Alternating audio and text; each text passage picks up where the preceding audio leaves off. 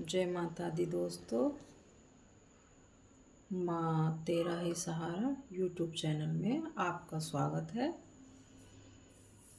तो हम वट सावित्री व्रत के बारे में कुछ बताना चाहते हैं।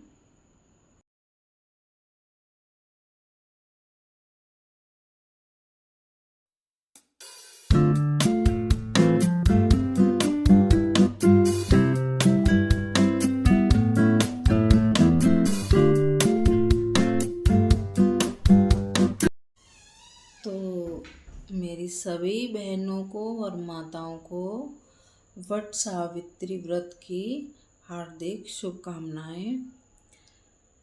जो बहनें, जो माताएं यह व्रत करती हैं वो बहुत फलदायक व्रत होता है ये वट सावित्री का, और सभी माताएं बहनें ये व्रत ज़रूर करें।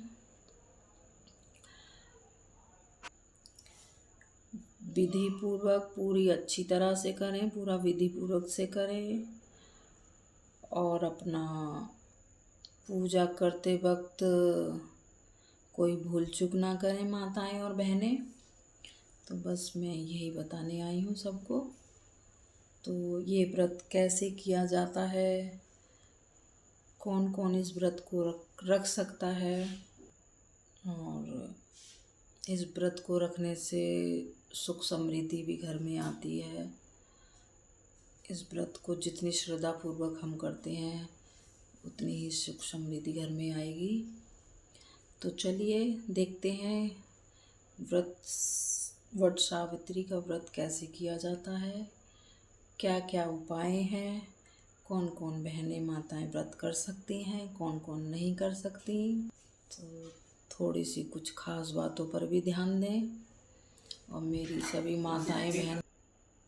और वट सावित्री का व्रत 26 तारीख सोमवार को मनाया जाएगा मई में। वैसे तो बोल रहे हैं कि 12 बजे से ही है इसकी पूजा वगैरह, पूजा 12 बजे से ही करनी है पंचांग के हिसाब से। अब देखते हैं क्या होता है। तो लेकिन व्रत करते वक्त अपनी मन में जो श्रद्धा लेके बैठे हो, जो मन में विचार हैं,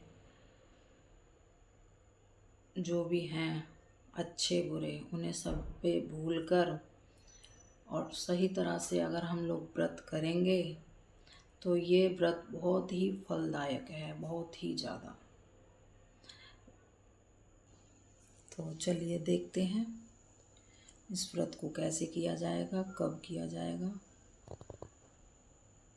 इन 3 चीजों के बिना वट सावित्री का व्रत पूर्ण नहीं माना जाता है। अपने पूजा सामग्री में इन चीजों को जरूर से शामिल करें। नंबर 1, वट सावित्री व्रत की पूजा थाली में कच्चा धागा यानी कच्चा सूत अवश्य होनी चाहिए। वट सावित्री व्रत में पूजा के दौरान बरगद के पेड़ पर भी कच्चा सूत लपेटा जाता है। इस सूत को 7, 11, 21, 51 या 108 बार लपेटते हैं। ऐसा करने से सौभाग्य में वृद्धि होती है। नंबर 2, वट सावित्री व्रत की पूजा थाली में श्रृंगार का सामान होना अति आवश्यक है, क्योंकि यह व्रत ही सुहागिनों का है और इसमें सुहाग का सामान पति की लंबी उम्र और वैवाहिक जीवन की खुशहाली के लिए रखा जाता है। ऐसे में 16 श्रृंगार का पूरा सामान रखें। और नंबर 3, वट सावित्री व्रत के दिन पूजा की थाली में अक्षत का होना भी बेहद जरूरी है, क्योंकि अक्षत को